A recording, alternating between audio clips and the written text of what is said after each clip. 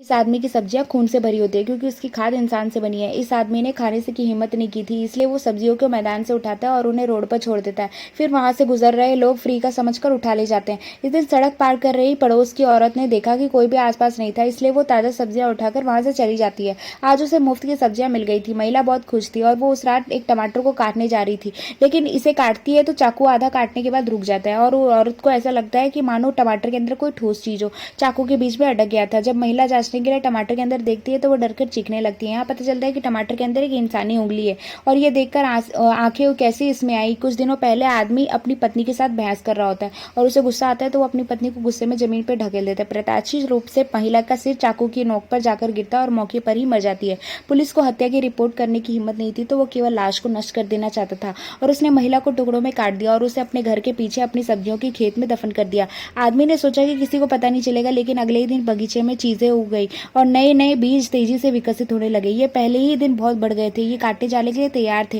वो आदमी खुश नहीं था क्योंकि खाद उसकी पत्नी की लाश की थी और उसे सब्जियों को खाने की हिम्मत नहीं थी, इसलिए उसने इसे बाहर रोड पर छोड़ दिया। फिर उसने बीज उड़ाने की कोशिश की, लेकिन उसका कोई फायदा नहीं था। अगले ही दिन जब बगीचे में गया तो सब्जियां फिर से बहुत बड़ी हो गई थी। वो केवल सब्जियों को इकट्ठा करते सड़क के किनारे रख दिया जाता, लेकिन वो इतनी जल्दी बड़ी हो जाती कि सब्जियों को अकेले नहीं काट सकता। उसे यकीन नहीं हो रहा था कि अभी लगाए गए बीज जल्दी हो रहे हैं।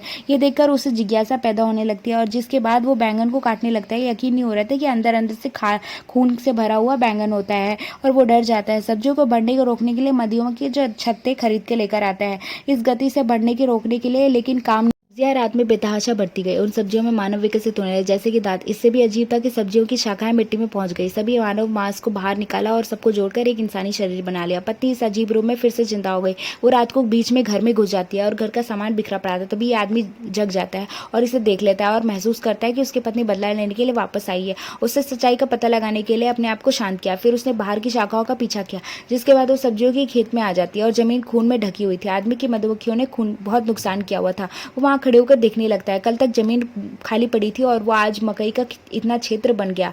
लेकिन अजीब था, आदमी का दिल तेजी से धड़कता है और वो आत्मरक्षा के लिए कुल्हाड़ी उठा लेता है। कॉर्नफील्ड में चला जाता है अपनी पत्नी को ढूंढने के लिए, जिससे कि वो फिर से अपनी पत्नी से छुटकारा पा सके। लेकिन वो उम्मीद नहीं कर रहा था कि वो पूरा क्षेत्र उसकी पत्नी के मांस और खून से अनगिनत आंखें उसे देख रही थी।